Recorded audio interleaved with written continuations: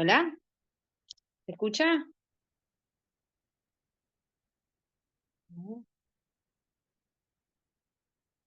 Hola, sí, se Hola, escucha. ¿te escucha? ¿Cómo andás, Natalia? Bueno, yo estoy en dos dispositivos porque en uno no me anda el sonido y en el otro sí. No sé.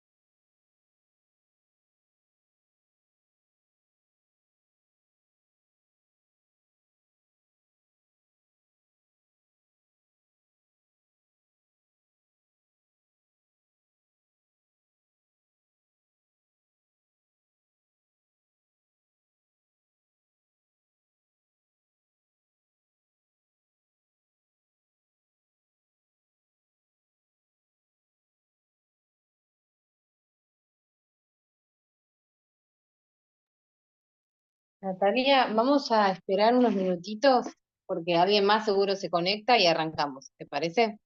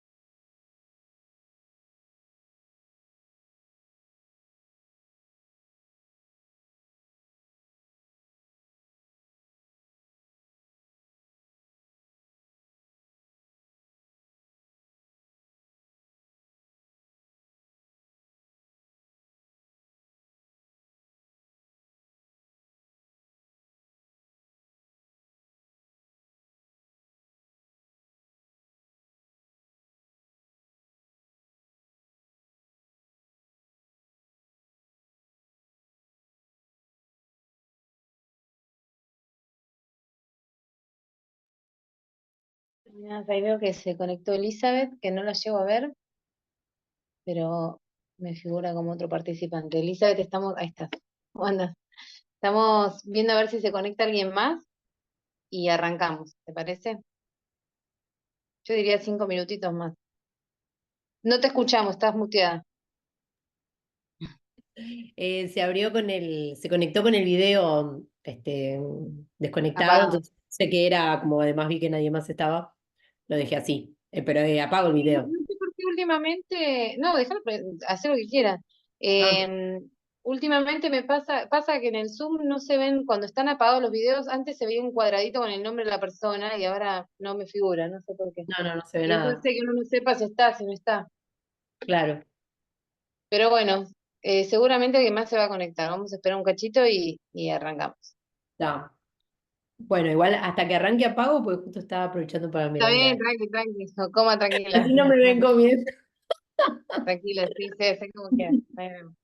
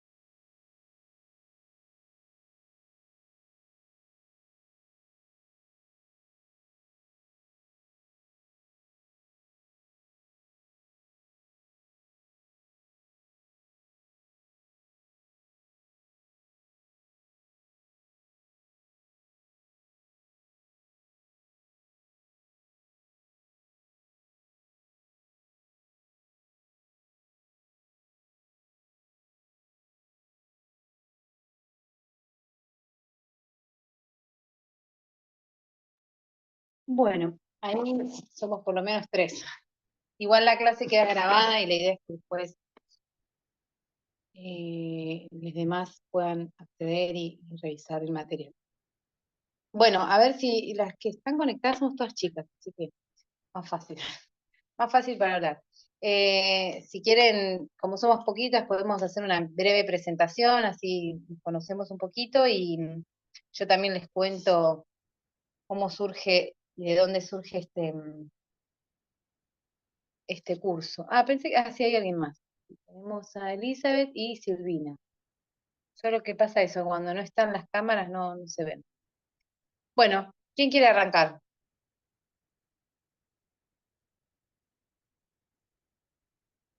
Dale, a ver. Natalia. Hola, Está ¿qué tal? Bueno, soy Natalia del Campo de la revista Realidad Económica, editada por el IADE, el Instituto Argentino para el Desarrollo Económico. La revista se edita desde los años 70 ininterrumpidamente, cada 45 días, y hasta el año 2019 se editó solo en formato papel y a partir de la pandemia se pasó a acceso abierto en formato exclusivamente, casi exclusivamente online, porque hay una pequeña tiradita que se hace número a número, pero es eh, muy mínima. ¿Qué más decirles? Estamos gestionando la revista con el sistema Open Journal System. Eh, Está completamente en acceso abierto desde el momento en que empezamos a publicarla online. Eh, y bueno, este curso creo que nos va a venir bastante bien porque tenemos redes sociales en las cuales se van publicando algunas piezas ligadas a cada número de la revista, pero no hay una conjunción de la utilización de las redes sociales con el OJS, que quizás es eh, la vueltita que nos gustaría darle, si es posible, en, no sé, este año o de cara al año que viene. Ahora estamos encarando una migración a una nueva versión del OJS. Así que bueno, tenemos eso y otras cositas más pendientes. Muy bueno. Impresionante la periodicidad de la revista, qué Sí, vertiginoso. y poder sostenerla, que bueno, que lleva mucho trabajo y somos muy poquitos, pero bueno, ahí estamos. Perfecto. Bueno, bienvenida. Gracias. Elizabeth, ¿querés ir vos? A ver, ahí tengo todo activado. Bueno, mi nombre es Elizabeth Karayekov, yo soy CPA de CONICET y trabajo en un instituto en realidad en la parte como de comunicación y divulgación científica.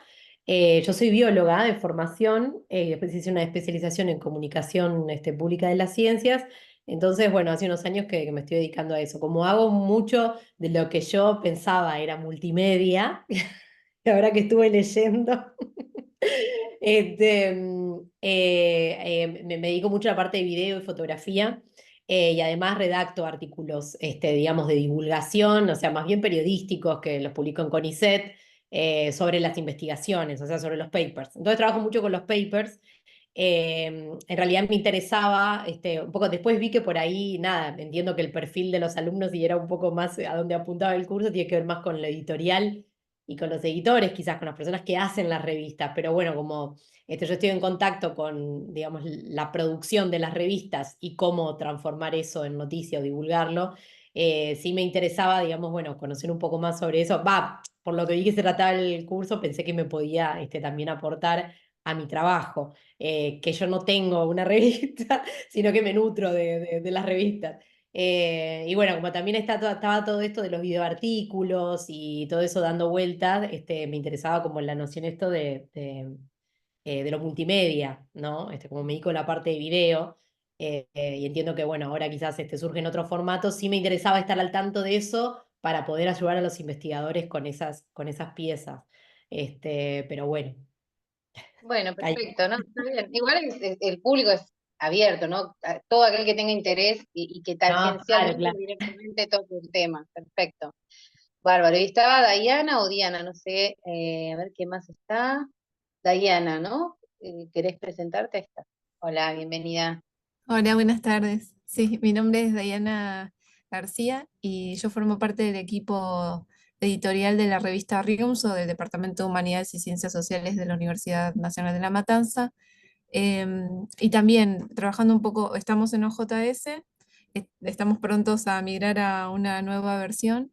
em, y también tenemos redes sociales, no hay todavía, digamos, no construimos todavía una estrategia utilizando las redes sociales, simplemente tenemos los perfiles y los mantenemos. La verdad que hay como tenemos un interés grande en poder afianzar eso y usar también LinkedIn y demás, más allá de las redes sociales académicas, para poder difundir el contenido y además formo parte de la producción de Conversaciones Integradas, que es un programa, un programa de YouTube que nació siendo un programa radial y ya estamos en nuestra temporada número 13 y digamos como que hay una conexión entre los dos productos, ambos del Departamento de Humanidades, porque en Conversaciones Integradas trabajamos temáticas de las 5 carreras que componen el departamento, que en nuestro caso son trabajo social, relaciones laborales, comunicación social, educación física y relaciones públicas.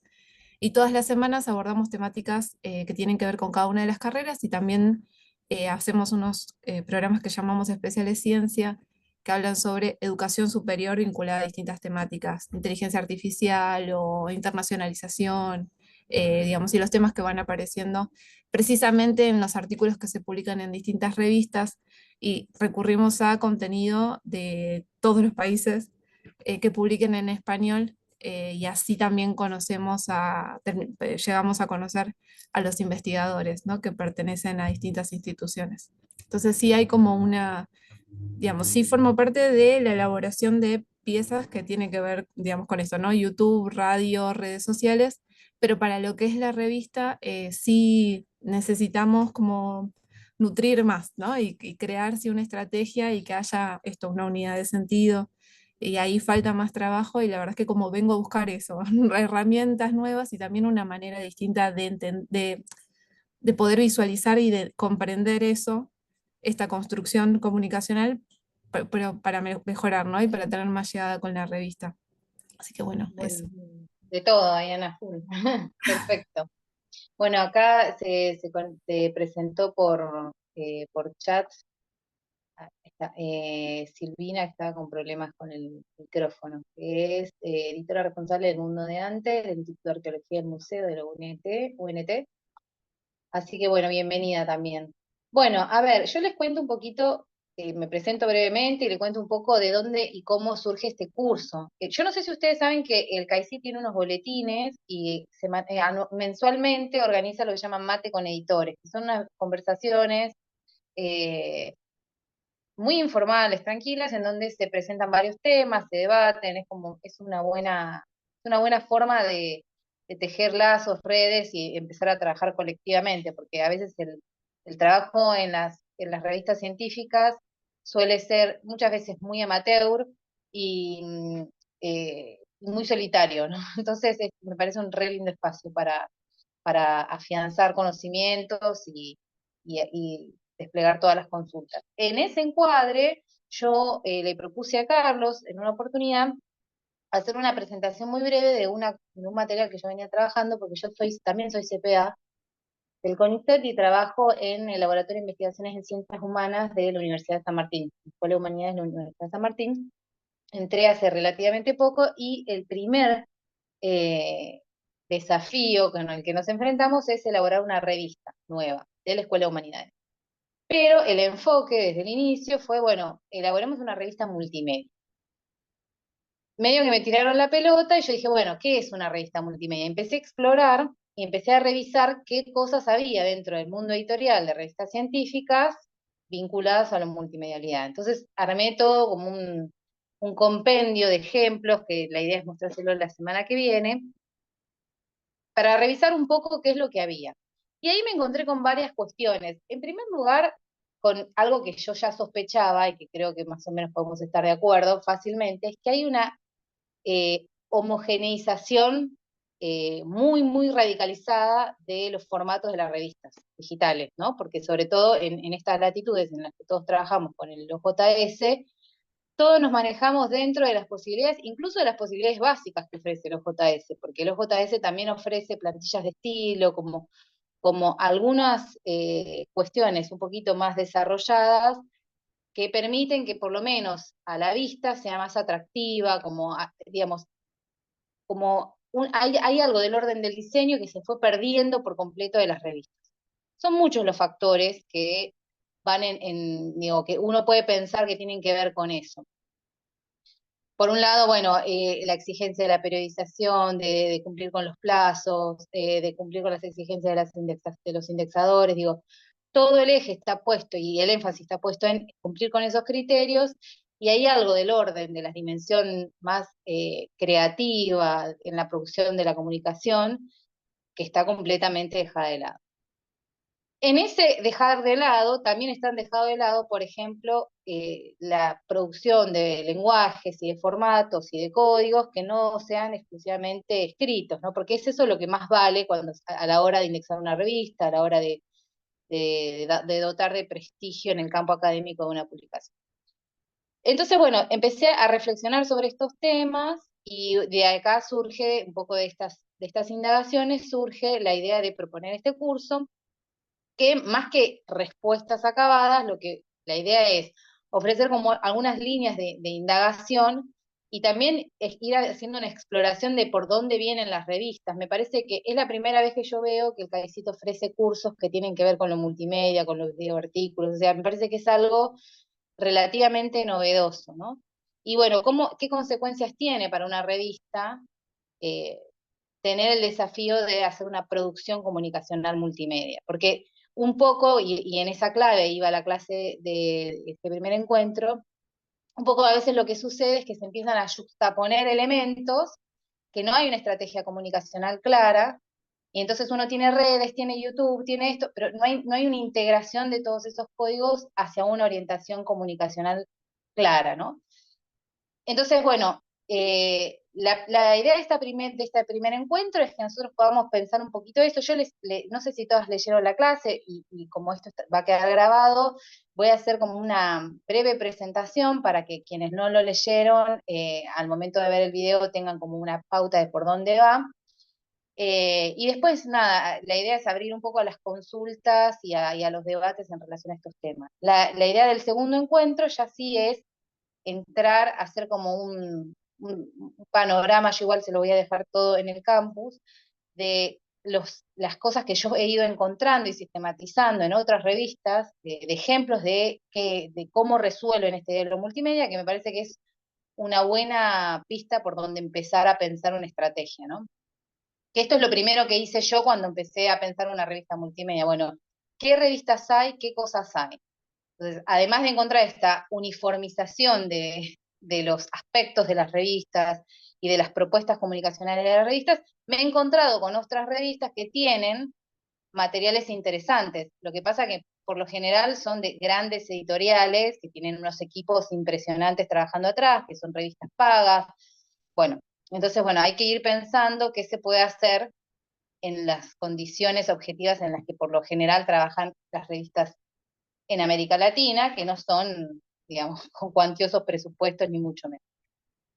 Bueno, dicho todo esto, si les parece, les comparto la presentación. Lo voy a presentar directamente desde el Canvas, que es de donde hice el diseño. Ahí lo están viendo bien, ¿no? Cualquier cosa, ustedes me van parando. No me voy a demorar demasiado en esto, porque no es más que la presentación de lo que ustedes van a ver en la clase escrita, pero sí se los dejo como un material de orientación de la lectura para los y las que no están ahora también. Bueno, en primer lugar, el objetivo de nuestro curso es tratar de entender un poco a grandes rasgos cuál es el estado actual de las comunicaciones multimedia en la edición científica. Y empezar a pensar juntos también cuáles son los desafíos que supone lo multimedia para la comunicación de la ciencia y para la divulgación del conocimiento, que a veces no son las mismas cosas porque estamos orientando en principio a públicos distintos. Una cosa es producir una revista cuyo público objetivo es un investigador experto o una investigadora experta en la temática, y otra cosa es producir piezas comunicacionales que apunten a públicos más amplios. y en esa pata de la divulgación, a veces hay como fronteras, barreras invisibles que son difíciles de franquear. Digo, uno produce una red social en la que finalmente los que están en esa red, pese a que los contenidos comunicativos buscarían apuntar a otro objetivo, a otro público objetivo, a veces quienes acceden a esa red son los mismos que los que acceden a la revista. Entonces, a veces es complicado. No solamente se trata de producir piezas comunicacionales, sino producir las estrategias para que esas piezas lleguen a las personas adecuadas, ¿no? Entonces, bueno, la idea es un poco pensar en estas cuestiones. Y en este primer encuentro, por un lado, la idea es tratar de ir pensando qué es la multimedialidad, qué es lo multimedia, y ahí yo les propuse como pensar de la mano de algunos autores cuáles serían las connotaciones instrumentales y comunicacionales del término, y por otro lado pensar cuáles son las consecuencias que ha tenido la digitalización en las revistas científicas, y en todo caso cuáles serían las dificultades que tenemos a la hora de producir o aprovechar las herramientas de la red y de las nuevas tecnologías a la hora de producir nuestras piezas de comunicación, ¿no? Entonces, en relación al primer punto, lo que van a ver en la clase es que, por un lado, tenemos que la idea de multimedia la escuchamos habitualmente, y en general lo que sucede con las palabras que forman parte de nuestro discurso cotidiano es que cuando nos ponemos a pensar qué es algo, qué es esto, y ahí es como muy difícil empezar a tener un desarrollo conceptual del término, ¿no? Hay como un uso en la vida cotidiana que vuelve muy difusa su definición. Si nos ponemos a indagar un poquito más, lo primero que aparece también es, bueno, lo multimedia supone que algo tenga distintos códigos, ¿no? Que pueda haber un contenido escrito, con un contenido sonoro, con un contenido visual, podríamos decir. Pero bueno, hay muchas piezas que tienen todos esos requisitos y no son multimedia. Digo, un libro ilustrado, un libro para niños, tiene eso, y si además tiene sonido, también tiene un código sonoro, y no podríamos decir que un libro ilustrado con sonido es multimedia. Entonces, hay algo del orden de la digitalización de esos contenidos o de esos códigos que es condición necesaria para pensar la multimedialidad. O sea, tenemos dos condiciones para pensar lo multimedia. Por un lado, la interacción entre códigos, y por el otro lado, la idea de que esos códigos estén en un soporte digital. Ahora, lo que algunos autores empiezan a señalar, esta sería como una de las definiciones de lo multimedia, ¿no? El multimedia como cualquier combinación de texto, arte gráfico, sonido, animación y video que es presentada por una computadora, ¿no? Esa es la clave. Lo que algunos autores empiezan a señalar respecto a esta definición más o menos canónica de lo multimedia es que es insuficiente porque lo que únicamente está considerando es un aspecto instrumental de la multimedialidad. Es decir, no da cuenta del modo en que lo multimedia afecta a las formas de producción y de circulación del sentido. Entonces, no alcanza a compensar la multimedialidad como la conjunción o la juxtaposición de códigos transmitidos por un ordenador, sino que hay que pensar cómo esos códigos confluyen en una unidad significativa, una unidad comunicacional. Y es ahí en donde aparece esta otra connotación de la noción de multimedia, que es lo que llaman la connotación comunicacional, ¿sí? Es un poco lo que hablaba recién Diana, ¿no? Tenemos redes, tenemos esto, tenemos lo otro, bueno, cómo eso tiene una unidad, cómo eso podemos encontrar una unidad comunicacional. Disculpen si voy muy rápido, ustedes me pueden parar cuando quieran, pero como esto ya lo leyeron, tampoco quiero detenerme demasiado. Entonces, por un lado tenemos lo multimedia entendido en un sentido instrumental, ¿sí? En donde lo multimedia es un producto informativo transmitido a través de múltiples medios o códigos, y por otro lado lo multimedia entendido desde una perspectiva comunicacional, en donde es algo más que esta juxtaposición de códigos, pensando en un mensaje que posea una unidad en términos comunicativos. Entonces, bueno, en definitiva esto, ¿no? ¿Cómo hacemos para integrar todos estos códigos? ¿Sí? ¿Cómo hacemos para que la estrategia que tiene una revista en el OJS tenga algún vínculo con lo que propone en redes, con lo que propone en un podcast, con lo que propone en una infografía, digamos. ¿Cuáles son? La idea es ir pensando en cuáles son los materiales que podemos añadir a una revista, pero ¿por qué vamos a añadir esos materiales también? ¿A propósito de qué? Y la idea no es simplemente añadirlos, porque también hay una idea que hay que empezar como a reflexionar en torno a ella, que es que sí, cualquier cosa que se le pueda agregar está bien, ¿no? Como hay que hacer una revista 2.0, hay que agregarle cosas multimediales. Pero el asunto es por qué vas a agregar eso. ¿Por qué vas a hacer un podcast? ¿Por qué vas a hacer una infografía? ¿Por qué vas a generar medios de comunicación con los lectores? Digamos, ¿qué es lo que estás buscando con todo eso? Entonces, me parece que está perfecto avanzar en la intención de agregar códigos, de agregar formas de comunicación novedosas, pero que todo eso esté integrado en una estrategia de comunicación. ¿Qué es lo que también suele pasar con las redes sociales? Hay muchas revistas que tienen redes sociales, pero cuando uno va a ver la red social, en general son redes que son bastante, es feo decir precarias, pero digamos, que tienen pocos seguidores, que tienen poca interacción, en donde no hay una propuesta interesante en términos visuales, que a veces ni siquiera responden a las exigencias de los códigos en las redes sociales, entonces hay mucho texto, es difícil la lectura, o sea, no son atractivos y por eso no tienen el alcance suficiente. Entonces, no alcanza con añadir la red social, ¿sí? Se trata de pensar, bueno, a propósito de qué, cuál va a ser tu objetivo, cuál va a ser tu público, qué estrategia comunicacional vas a producir para eso. Y esto lo que hace también es multiplicar el trabajo al interior de un equipo que por lo general tiene poca gente y muchas veces ni siquiera están pagados, o sea, es una añadidura de trabajos, de cargos cuya tarea principal es otra. Entonces, bueno, todas esas condiciones objetivas eh, en parte son también las que están en la base de que aparezcan y que se produzcan estas cosas, ¿no? Y sobre todo en un campo editorial que es muy exigente, porque, bueno, como todos sabemos, indexar una revista supone cumplir con un montón de requisitos, entonces todas las revistas se centran exclusivamente en alcanzar esos requisitos y dejan de lado todo aquello que no es exigido por las indexadoras. Pero entonces, en algún punto, son esas bases de datos o esas indexaciones las que imponen las modalidades de producción de sentido, las modalidades comunicativas de nuestras revistas. Además de otras cuestiones, ¿no? Que son incluso más graves, que tienen que ver con la agenda de temas y problemas que se piensan, ¿no? Como hay un montón de consecuencias del hecho, que se derivan del hecho de estar continuamente evaluada. Bueno, y en este sentido, en la segunda parte de la clase, apunta a pensar cuáles son estas barreras que hacen que la producción de la edición científica multimedia esté ya en la segunda década del siglo XXI de una forma tan incipiente, ¿no? Pensemos que la multimedialidad en otros ámbitos está súper desarrollada y en todo lo que respecta al campo académico, no, en absoluto.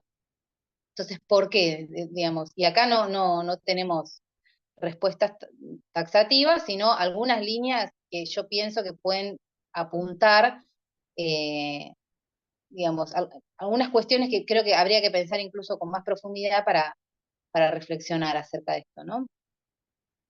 Por un lado, si nosotros vemos cómo son los materiales que se editaron en las primeras revistas científicas del siglo XVII y vemos los papers hoy, vamos a encontrar que hay una unidad, incluso en el diseño, en la forma de presentación, que es muy clara, ¿no?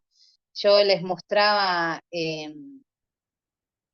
más adelante les voy a mostrar unas imágenes que también están en la clase. Agarré un paper al azar, que incluso habla de multimedialidad, y es exactamente, digamos, es un formato muy semejante al paper de las primeras revistas científicas ya en el siglo XVII, ¿no?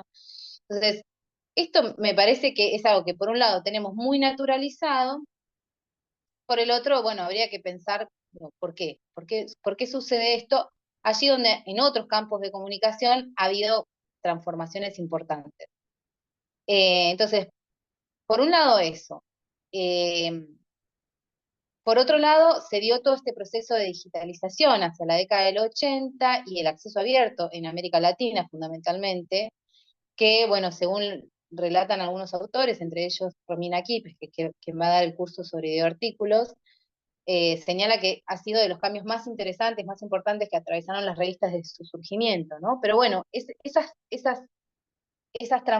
pasaje de lo impreso a lo digital también ofrece nuevas herramientas. Ahora, es curioso que esas nuevas herramientas no se aprovechen, y es curioso notar también esta falta de innovación en la edición científica, ¿no? Como que seguimos en la misma clave que cuando se hacían de forma impresa. E incluso, qué sé yo, las maquetas de las revistas impresas quizá incluso eran más eh, elaboradas, digo, ahora es el texto de corrido con un membrete y listo, ¿no? Porque hay algo también en la velocidad, hay un criterio que yo pienso que esto es, cada vez se nota más, que es la velocidad de las publicaciones, ¿no? Y esto se ve en que en general el sistema que se está empezando a imponer de publicaciones es la publicación continua, en donde no se espera tener número cerrado para subir, sino que se termina de evaluar un artículo, se sube, se termina de evaluar un artículo, se sube. Bueno, eso hace que también la revista comunidad de sentido un poco se desarticule, porque uno cuando plantea una revista muchas veces está planteando una clave de lectura sobre un problema, sobre un tema, es como una curaduría también unir un artículo con otro.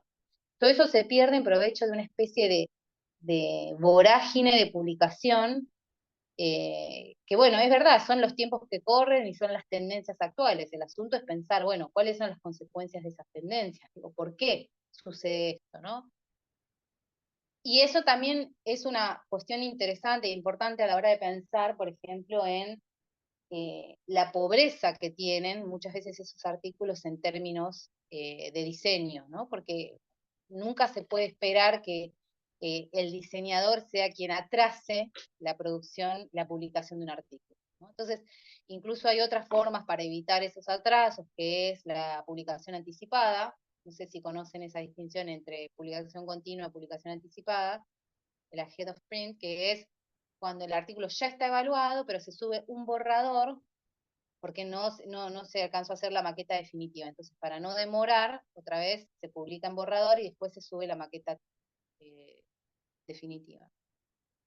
Pero bueno, en definitiva lo que se observa es esto, una especie de vorágine de publicación, de aceleración de la publicación, y un poco también pienso que va en detrimento de producir piezas comunicacionales más atractivas, y que sobre todo exploren otros lenguajes, ¿no? Que no sean logocéntricas, donde yo pensaba cuántas veces, bueno, en el ámbito de la biología creo que es clarísimo, ¿no? El uso de la ilustración científica, por ejemplo.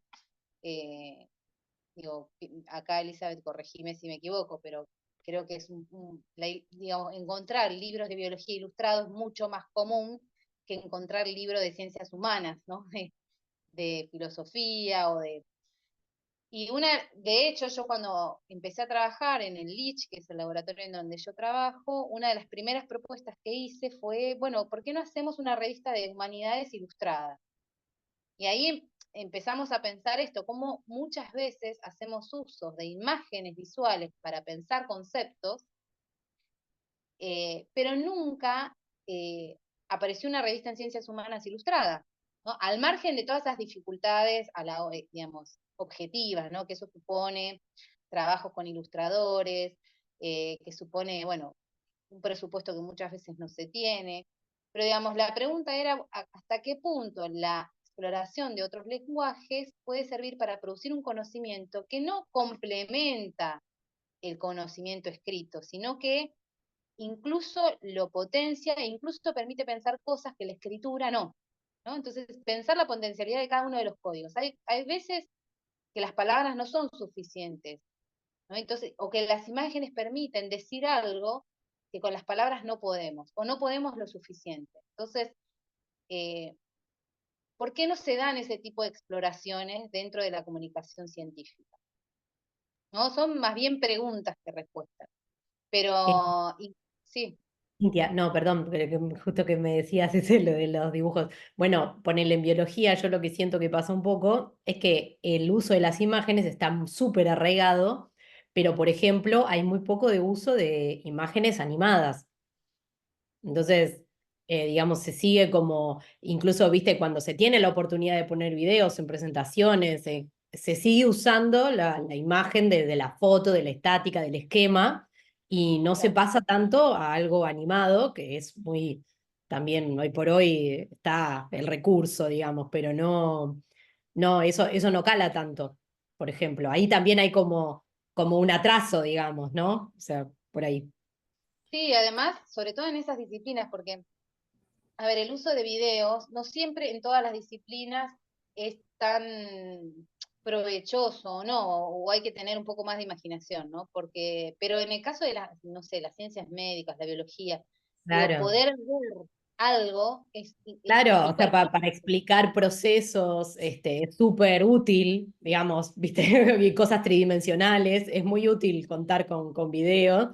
Pero bueno, no, pensando un poco en esto que vos decías, que por ahí en las ciencias sociales no se llega a usar imágenes, en la biología estamos acostumbrados, pero estamos trabados ahí, ¿viste? O sea, como, bueno, podríamos también usar otros recursos que no se usan tampoco. Sí, Yo perdón, pensaba, también sí, pensando en humanidades y ciencias sociales, que a lo mejor no hay a priori una necesidad de, digamos, como de visualizar, de tener una ilustración, perdón, enfrente para comprender un concepto, pero también porque no se está pensando, recién ahora se está empezando a hablar de como una forma, o sea, como la divergencia en la forma de incorporar conocimiento, en la forma en que las personas incorporan el conocimiento, si es más bien visual, digamos, como se piensa igual que la escuela como en algo más general y que los abarca a todos, y también eso hace que al no haber esa necesidad o no contemplar las necesidades más específicas de alguna parte de la población, digamos, eh, lo relega. Eso por un lado, y también por el otro, esto de también la complejidad, ¿no? La complejidad que implica diseñar esto y también esto que es como una contradicción, que es que las humanidades y las ciencias sociales en general utilizan muchas figuras que tienen que ver con otras ciencias y en lugar de ilustrarlo de la misma manera, aunque sea con imágenes esto estáticas, no lo hace, lo traduce en palabras, incorpora el concepto, ¿no? Y al final también dificulta asimilar ese concepto para poder aplicarlo a un análisis abstracto de una situación más concreta, ¿no? Digamos, también recorta el alcance del sentido de ese concepto que se está tomando de otra ciencia. Esto pensándolo en voz alta. sí, no, de hecho, bueno, yo cuando pensaba en estos problemas pensaba, bueno, no sé, uno lee Deleuze, ¿no? Y el concepto de rizoma, y realmente a veces tenés que ir, poner imagen rizoma, ¿qué es? ¿Entendés? Porque la imagen te permite entender cosas que la palabra no. O, no sé, magma en Castoriadis, ¿no? Te tiro conceptos de filósofos. Y bueno, ¿qué es un magma? ¿Qué es la mónada psíquica? ¿Qué es una mónada? ¿Cómo sería? Hay algo del orden de lo visual que es muy potente y que sin embargo no está para nada explorado. Incluso, incluso pienso que el arte tiene mucho que ayudarnos para producir conocimiento. Lo que pasa es que arte y ciencia, por definición, han ido en carriles separados, ¿no? Eh, yo incluso había pensado como toda una forma de trabajo con ilustradores, porque, pero bueno, la complejidad, o sea, uno puede tener ideas maravillosas, el asunto es después también en qué condiciones trabajamos, cuáles son los medios que tenemos, allí donde es muy probable que las revistas en general tienen equipos en donde hay pocas personas que hacen muchas tareas, sino a veces una persona que hace todo, y bueno, es muy complejo, ¿no? Pero por lo menos empezar a poner en palabras o en imágenes algunas de estas cuestiones nos puede, digamos, hacerlas reflexivas y conscientes, nos puede permitir ir pensando dentro de nuestro campo de acción qué modificaciones podemos ir haciendo en estas direcciones. Es un poco la idea de este curso. Bueno, lo que un poco esto sintetiza lo que estuvimos charlando recién, ¿no? Este formato clásico del paper, la hegemonía de un código que es el escrito, ¿no? Es lo que prevalece en la producción y comunicación de la ciencia. Y sobre todo me parece que el aprovechamiento de estas herramientas multimediales puede ser un recurso interesante a la hora de divulgar la ciencia, ¿no? De ahí sí, porque digo, una cosa, el investigadora que está trabajando está muy acostumbrado a trabajar con el paper, es casi que es muy difícil correrlo de ahí. Pero una persona que no está habituada a ese tipo de género, bueno, al contrario, le cuesta mucho acceder a esos mensajes si no los ofrecemos de una forma más atractiva, ¿no? Entonces, de acá se van derivando varias cosas. Por un lado, lo que decíamos, las condiciones objetivas en las que trabajamos. Por un lado, otro, las exigencias a las que nos enfrentamos como editores. Por otro lado, el predominio de una forma de conocimiento, ¿no? Súper logocentrista, en donde otro tipo de códigos es soslayado, colocado en un segundo plano, o como un mero anclaje o complemento de un código que es el verdaderamente importante, que es el texto. Entonces, digo, son algunas causas que empezamos a despejar y que no vamos a poder resolver, sobre todo esta última que eh, sería muy, muy complejo. Pero, por ejemplo, en nuestra revista armamos una sección que es de videoartículos. Pero cuando empezamos a armar esa sección, yo empecé a explorar qué eran los videoartículos, qué videoartículos había, y en general otra vez me encuentro con una especie de traslación a lo visual de lo escrito. Entonces ya no es el autor o autora que escribe el texto, sino es el autor o autora que lee el texto en la cámara, o que dice un breve resumen del texto en la cámara. Entonces ahí también, digamos, que eso suponga un código visual no implica que haya un aprovechamiento de las potencialidades de lo visual para producir conocimiento. O sea, es simplemente una traducción en un código visual de algo que en realidad incluso se entiende mejor si lo leo. Entonces, bueno, ¿qué significaría hacer un videoartículo explorando el lenguaje de lo visual, ¿no? No soy inconsciente respecto de las dificultades que esto tiene, porque un investigador en biología no tiene por qué saber editar un video, ¿sí? Porque es muy probable que incluso los equipos no tengan gente que conozca estas herramientas.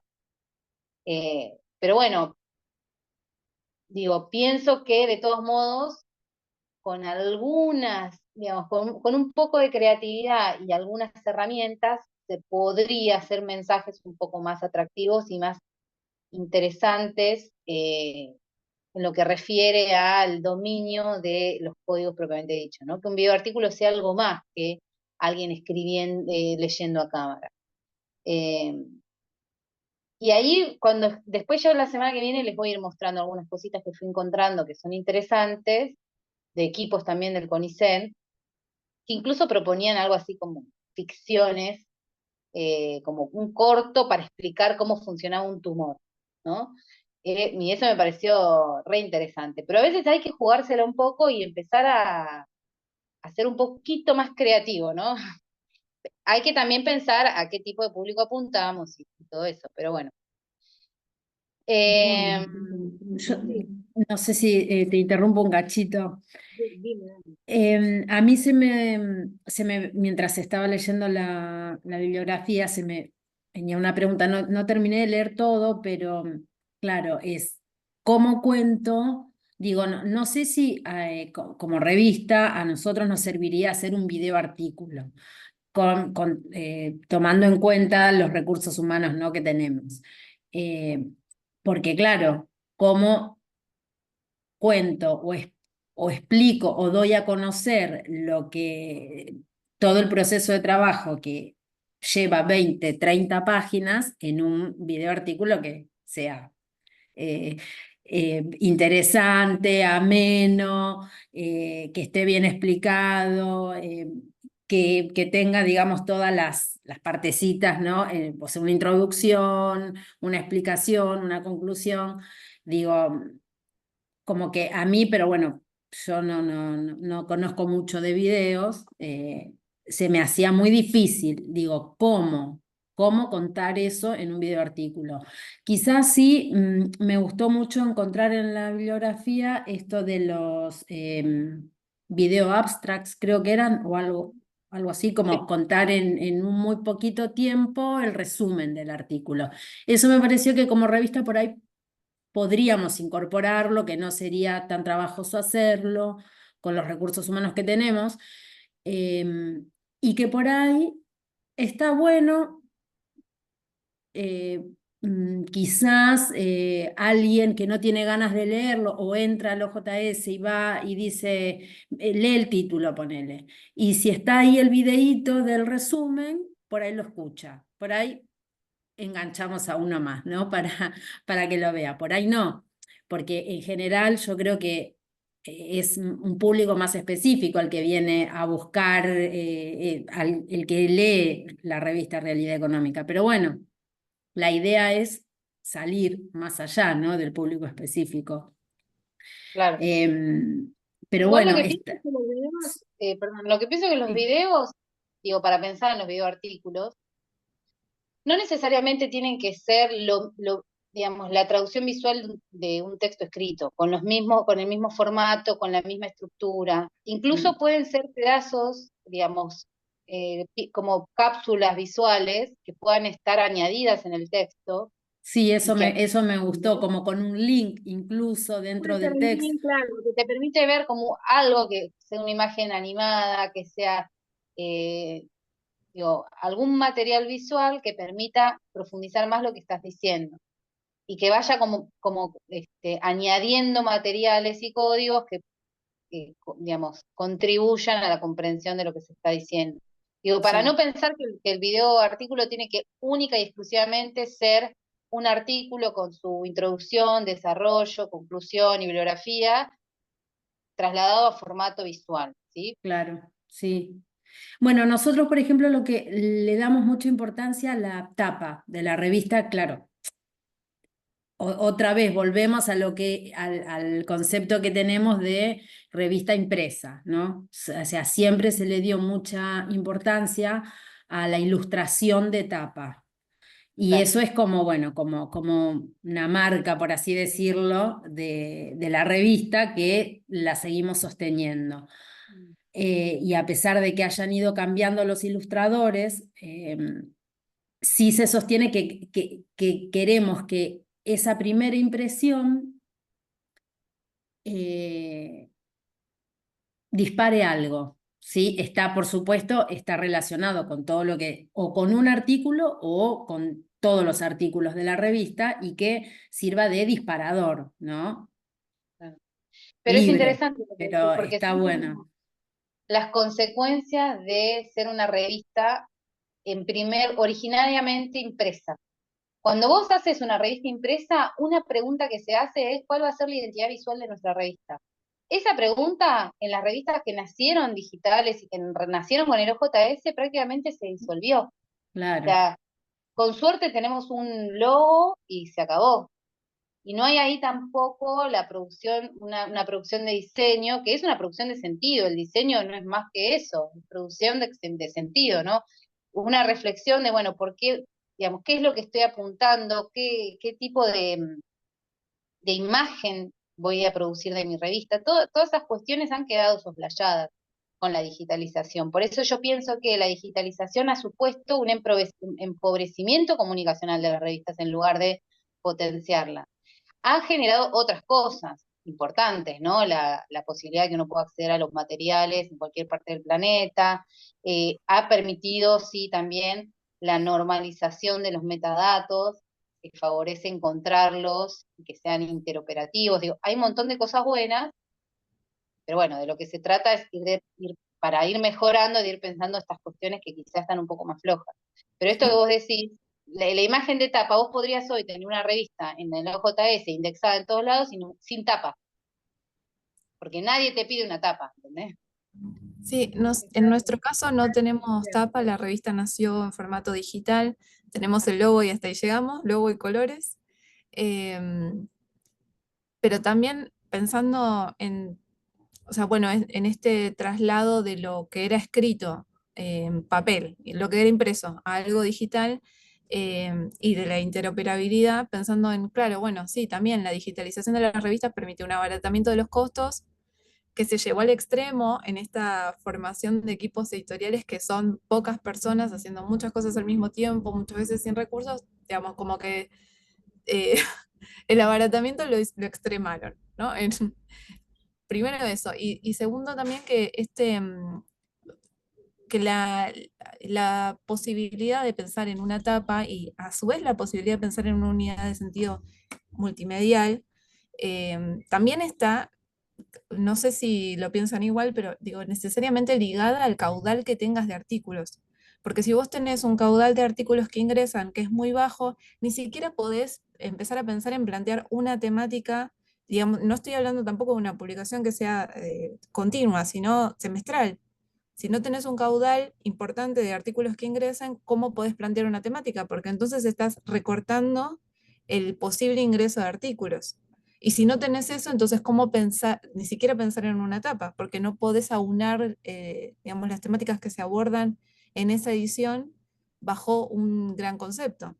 Entonces, y eso también en revistas que con pocos recursos empiezan como muy, también muy de a poquito, y para darse a conocer, digamos, esto que se retroalimenta, ¿no? Necesitas tener un impacto en lo audiovisual a través de redes sociales y algo que convoque a que lleguen al link de la revista para que puedan conocerla más, pero a su vez, digamos, necesitas para eso poder posicionarte.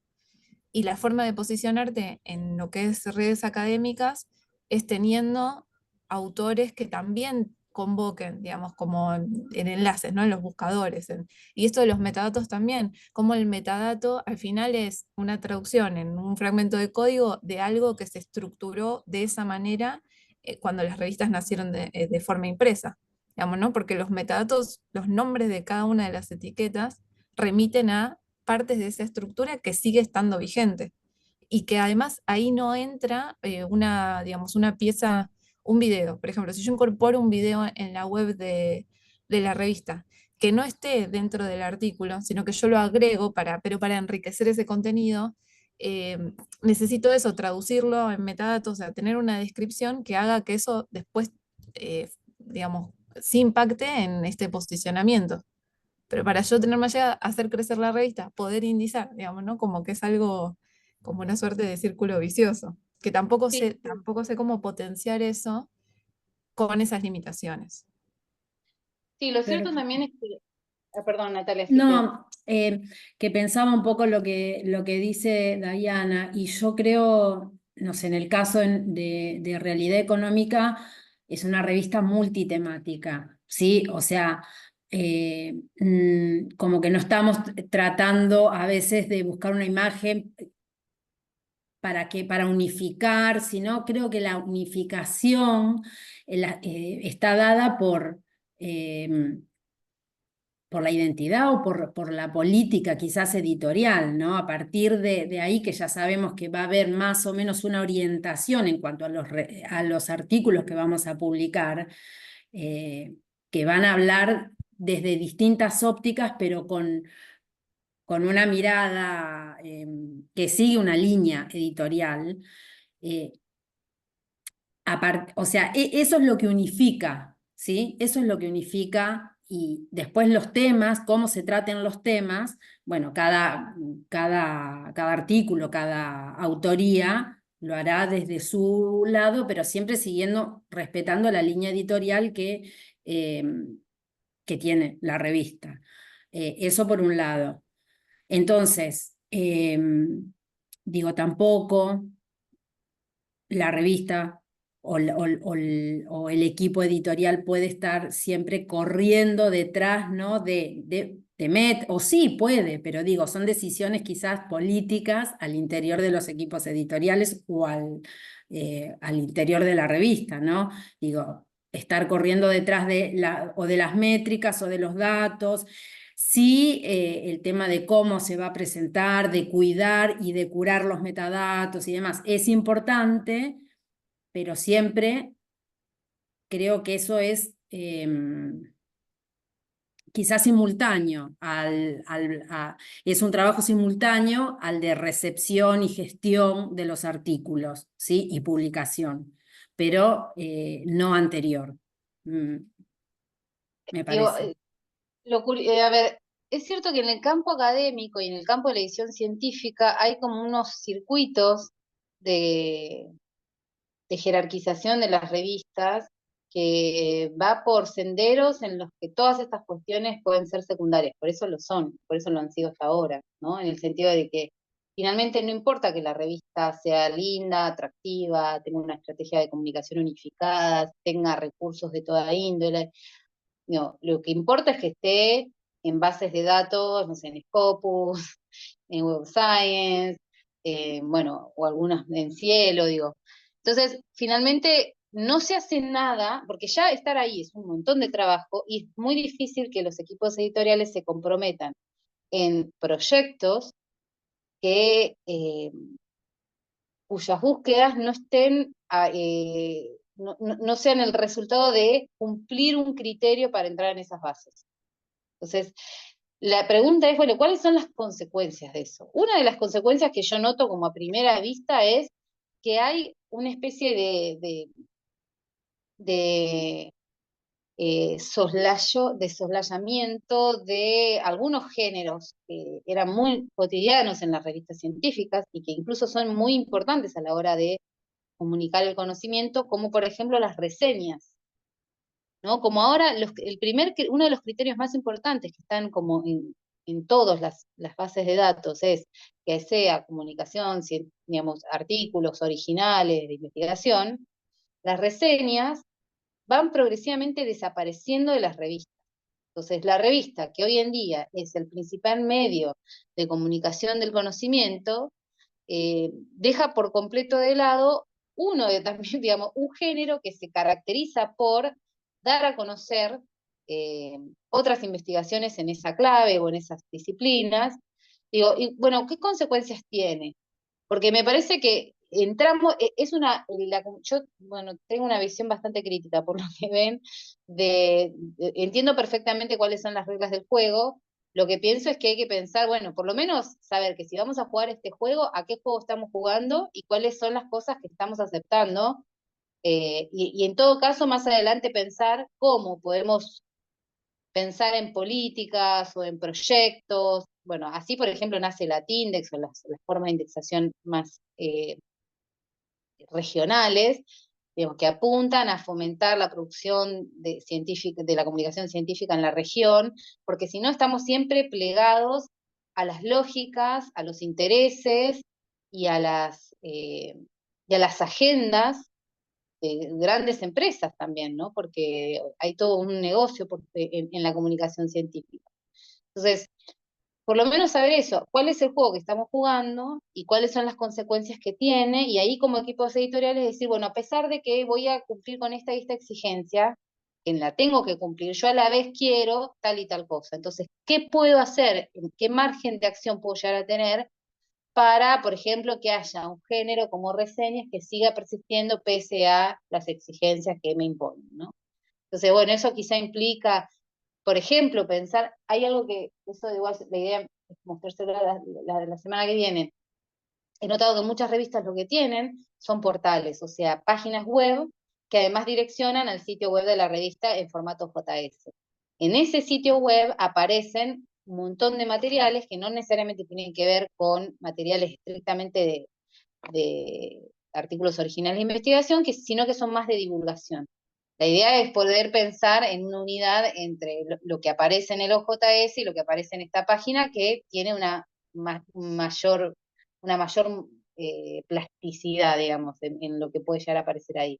Bueno, entonces como equipo editorial puedo proponer una estrategia así, puedo ahí decir, voy a tener una sección de reseñas, pero aquí, y no en la revista para que no me saque porcentaje de artículos originales, puedo poner todas las reseñas en un mismo artículo para que vos accedas a un material y ahí tengas un compendio de reseñas y eh, no te saque porcentaje. Entonces, digo, ir pensando estrategias que hagan que el ingreso a la indexación no sea finalmente lo que debe ser, que es potenciar la revista y no empobrecerla o homogeneizarla en el enorme colchón de revistas que hay, ¿no? Como es muy difícil esto, como todas las revistas que usan un mismo software y están bajo las mismas exigencias, ¿cómo hacemos para que nuestra revista destaque en relación a otras, ¿no?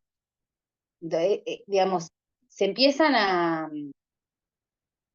a limitar los movimientos. Sí es cierto que al final la única forma en que destaque es que tenga el loguito de estas grandes indexadoras, que hace que, por otra parte, los investigadores también están ante una exigencia exhaustiva de cumplir con un montón de porotitos, subirlos al CIGEVA, y bueno, es muy difícil, es una maquinaria muy compleja, que no la vamos a poder modificar exclusivamente las revistas, porque digo, si CONICET no cambia las formas de evaluación de los investigadores y no empieza a reconocer otras cosas como válidas, es muy difícil también que ellos quieran apuntar a otra cosa.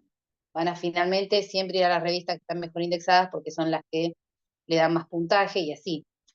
Pero bueno, dentro de estas limitaciones, ¿cómo empezar a pensar alternativas que favorezcan que la revista tenga una identidad visual clara, que tenga una estrategia comunicacional, que pueda apuntar y saber identificar los públicos a los que apunta y producir piezas comunicacionales para ese tipo de públicos, que en ese sentido vayan más en la dirección de la democratización del conocimiento, más allá de las barreras del campo académico, ¿no? Son todas cuestiones que a mí se me empezaron a abrir cuando empecé a reflexionar en relación a esta idea de lo multimedia. Y bueno, la hipótesis, por eso que yo les presentaba en la clase, es que la necesidad, ¿no?, de acceder a la indexación tiene efectos en la forma de producción y comunicación del conocimiento, en donde se imponen algunos géneros por sobre otros, y en donde fundamentalmente se legitima un código, que es el código escrito, por sobre otras formas de comunicación y por sobre otras formas de producción de narrativa. Y en este sentido se limitaron las iniciativas orientadas a generar formas creativas y multimediales en la difusión del conocimiento. Bueno, es en esta búsqueda la que estamos en el LICH como equipo editorial, y que por eso también me parecía como interesante como compartirlo con ustedes. De hecho, la semana que viene les voy a mostrar un video que hicimos para presentar las revistas, porque en general hay algunas revistas, que como también otro material multimedial que tienen, es videos de presentación. No sé si alguna vez vieron un video de presentación de la revista. Y entonces yo dije, bueno, fantástico, un video de presentación. Cuando empiezo a ver video de presentación de la revista, en general está el director o directora diciendo esta revista es tal cosa y tal cosa, y atrás, a lo sumo, el banner de la revista o un montón de libros. Entonces, yo ahí dije, bueno, pero otra vez, ¿no? Acá tenemos un código visual, pero ¿por qué no jugárselo un poquito más, ¿no? ¿Por qué no hacer algo en donde que sea más interesante y que incluso sea más potente en términos comunicacionales, ¿no? Y entonces yo propuse, y se los voy a mostrar la semana que viene, hacer un video de presentación de la revista que es básicamente una especie de video danza, o sea, es un video arte. No hay ninguna persona diciendo la revista es esto, la revista es lo otro, y finalmente se entiende que es una revista y hay como mucho más sentidos en ese video de lo que podría haber dicho una persona diciendo esta revista se dedica a tal y tal cosa. Entonces, bueno, a veces es solo eso, es decir, bueno, démosle una vuelta de tuerca para que en las condiciones que tengamos podamos producir contenidos más potentes, ¿sí? Dejo todo para la semana que viene para que venga más gente. Y bueno, finalmente, lo que pienso que puede estar dando lugar a que por lo menos exista este curso en el CAICIT hoy, eso ya me parece un síntoma. Por un lado es que de a poco las indexadoras empiezan a reconocer los servicios multimedias, muchas veces son como añadidos, no son condición sine qua non para que uno tenga la indexación. Esto también va de la mano con que se empieza a exigir cada vez más que haya canales de difusión y de visibilidad de las revistas, como redes sociales, ya sean académicas o no. la idea de las Salmetrics, ¿no? Que empiezan a empezar a pensar el impacto de esos artículos por fuera del campo exclusivamente académico, y en ese sentido estas piezas comunicacionales pueden ser más atractivas para que impacten en circuitos que no son exclusivamente académicos, como portales de noticias o, no sé, digamos, otros medios que no sean exclusivamente académicos, y incluso la existencia de revistas que son enteramente a través de videos y que están indexadas. Eso lo vamos a ver la semana que viene. Pienso que digo, esto no tiene que ser exhaustivo, simplemente son algunas líneas de indagación que, insisto, me empezaron a surgir a la hora de pensar seriamente qué sería producir un proyecto editorial multimedial que está en ciernes, o sea, que ni siquiera, todavía nosotros no sacamos todavía ni el primer número, pero vamos en esa dirección y en esa dirección empezamos a pensar seriamente cómo sería producir eso y en el marco de esas indagaciones nos pareció interesante compartirlo. También porque pienso que las cuestiones tienen que ser colectivas, entonces yo les digo mis inquietudes, ustedes me cuentan las suyas y así vamos enriqueciéndonos mutuamente. Elizabeth, quedaste en la plena oscuridad, pero Sí, no, no está tan oscuro acá como parece. yo prendí todas las luces porque me pasa lo mismo también. Voy quedando en la oscuridad total. Eh, bueno, nada, igual me encanta escuchar también en qué estamos cada uno de nosotros, ¿no? Porque no sé si a ustedes les da esa impresión de que a veces es como, ¿qué estarán haciendo otras revistas? ¿Qué les estará pasando? ¿Cuáles serán sus problemas? ¿Todos tendrán estos mismos líos que nosotros? Me parece como importante, digamos, generar estos espacios de contención y autoayuda.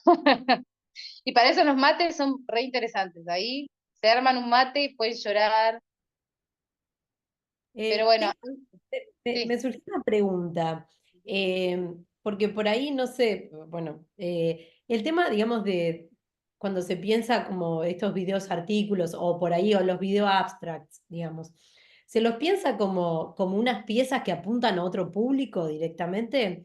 ¿O se los piensa como para los propios consumidores de la revista? O sea, quiero decir, ¿es sí o sí para el propio sector académico o se los piensa como una manera más abarcativa de comunicar una Y a publicación mí científica? me parece que, digo, puede ser para ambas cosas, pero tenés que pensar, esa es la pregunta que vos te tenés que hacer cuando haces un video abstract o un video artículo. ¿A quién le Claro, estoy hablando? pero no son estos video abstract, no son una propuesta de la revista hacia los autores. Sí, sí, sí. En general sí, son propuestas de la revista, a veces se pide que la revista le pide a los autores que hagan un video con estas Ay, claro, no, características. perdón, me olvidé que ustedes son editoras, perdón, claro, está bien. Por eso vos me decías, vos tenés que decidir, como pensando Claro. que, como que yo tengo la revista, está bien, listo, claro. No, no, Está pero bien, la bueno, por revista ejemplo, no decide, puede ser como sí, como no.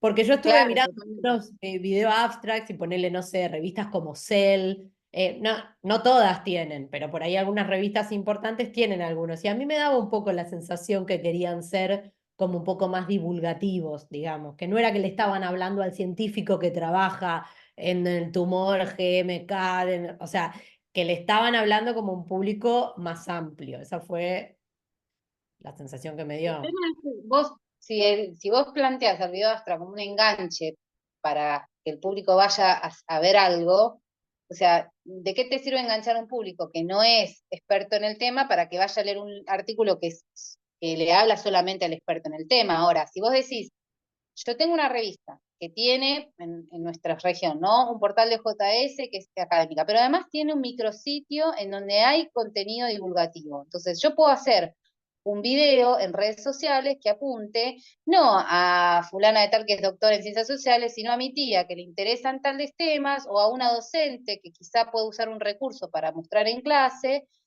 que sea más de carácter divulgativo, pero bueno, ahí tengo que pensar a qué público me estoy dirigiendo para saber hacia dónde lo quiero llevar o qué quiero hacer con eso. Si no es como que es medio casi una pérdida de tiempo, ¿no? Como hacer un enganche a un público que después no puede acceder a ese material. La verdad es que las revistas tienen un público muy cernido y muy claro. A veces incluso no sabemos bien cuáles son nuestros públicos. También esa es otra cuestión, ¿no?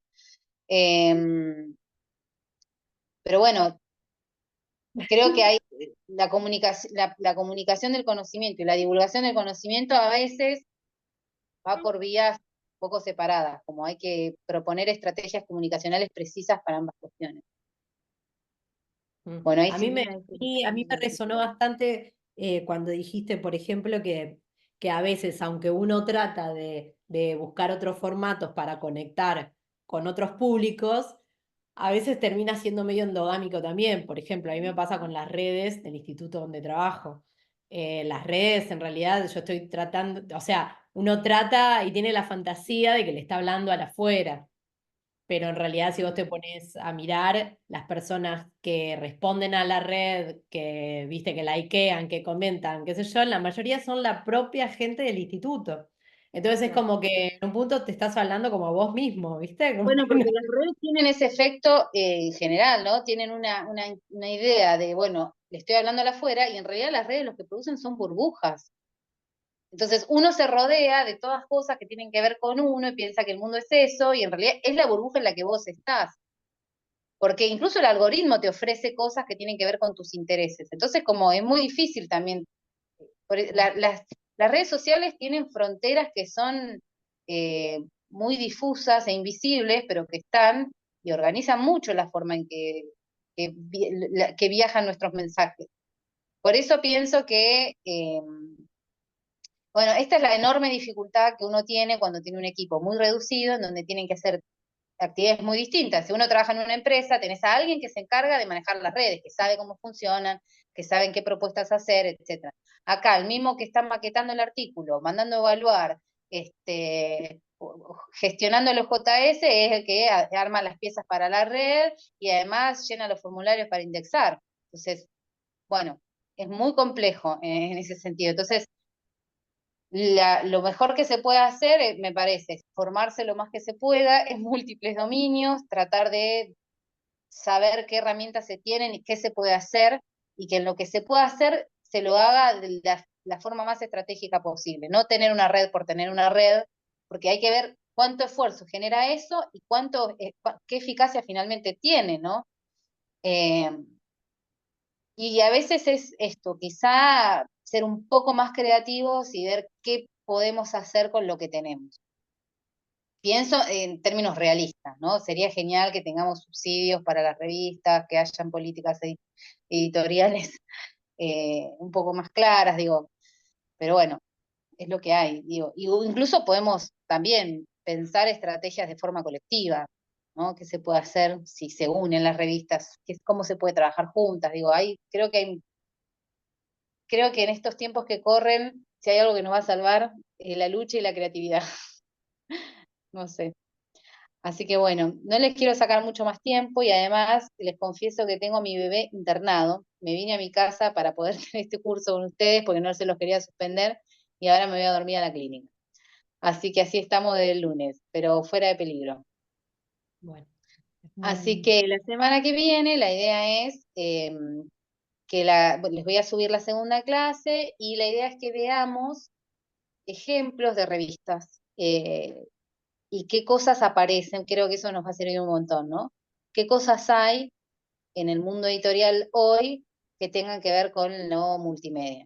Entonces, bueno, a partir de hacer este como estado de la cuestión, también ustedes van a poder ver qué cosas podrían hacer o qué cosas les podrían servir o qué vuelta de tuerca darle a lo que está eh, para potenciar un poco más la multimedialidad de sus propias publicaciones. Bueno, Bueno, cualquier bueno, muchas cosita, gracias. nos escribimos en el foro y estamos en comunicación, ¿sí? Bueno, Gracias. Bueno, un chao, placer, chao. chicas. Que estén muy bien. Hasta luego.